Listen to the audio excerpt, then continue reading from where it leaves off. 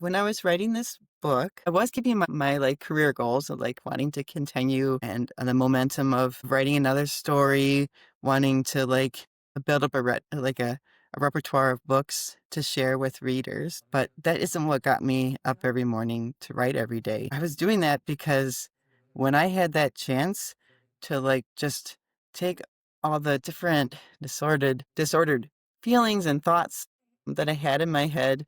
Especially my illness caused me a lot of, like, emotional and mental distress. Instead of, snapping at my kids or my husband, I could put it all onto the page and actually make something good out of it that might actually be useful or beautiful for someone later. And so I just kept doing that because, it helped me to keep going in my daily life, like, in the real world, by having a place to put all that kind of the more painful or there's those really deep thoughts, which usually are kind of more painful. I had a place to put them and make something good out of them, or at least avoid hurting other people with them.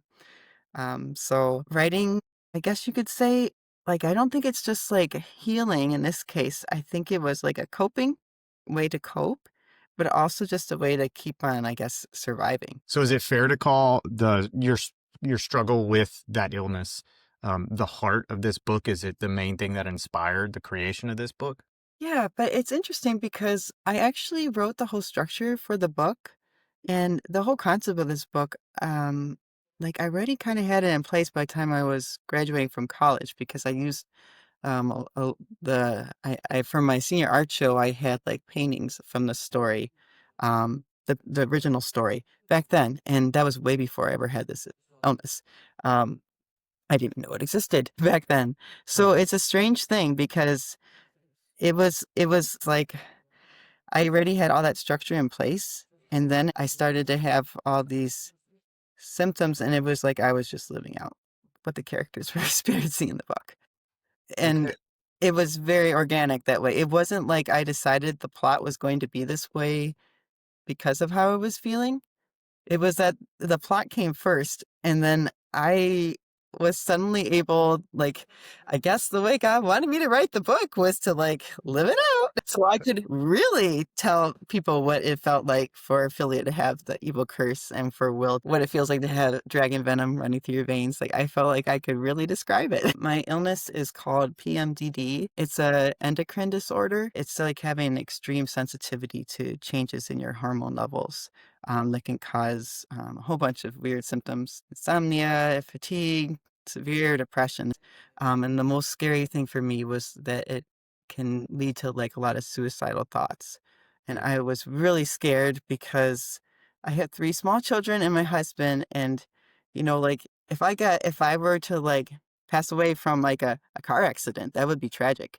But if I were to like actually act on those thoughts that were coming without my desire for them, that would be like the worst thing ever for my children. So that was so terrifying for me that that would just come up and it would happen month after month. And the longer that it went on, I kept thinking, well, maybe this month it'll be better. Maybe this month it won't be as bad. But that isn't how it works.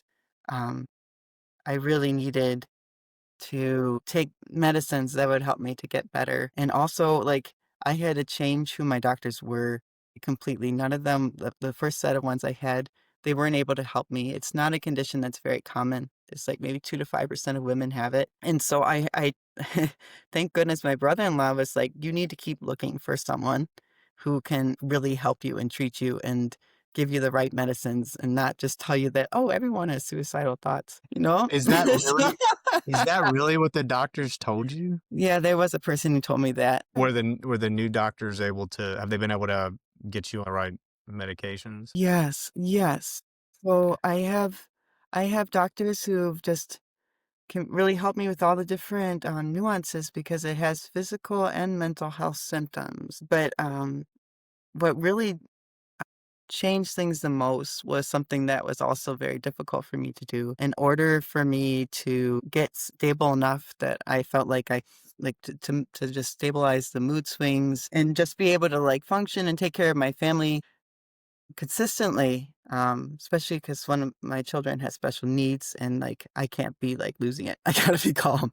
Yeah. So I need to be able to take care of him. So I had to take a medicine that makes it so it's the same amount of hormones every day. But that means also that right now I can't have any more Mhm. children. And that was really hard for me to accept. And I was trying to look for every other option for a year. But at the end, like, and I talked to my pastor about it, it was like, well, I can either, you know, be worried about like having future children and having that ideal big Catholic family, or I can like preserve and try and protect the life that God gave me first, which is my life and the life of my family that I have right now.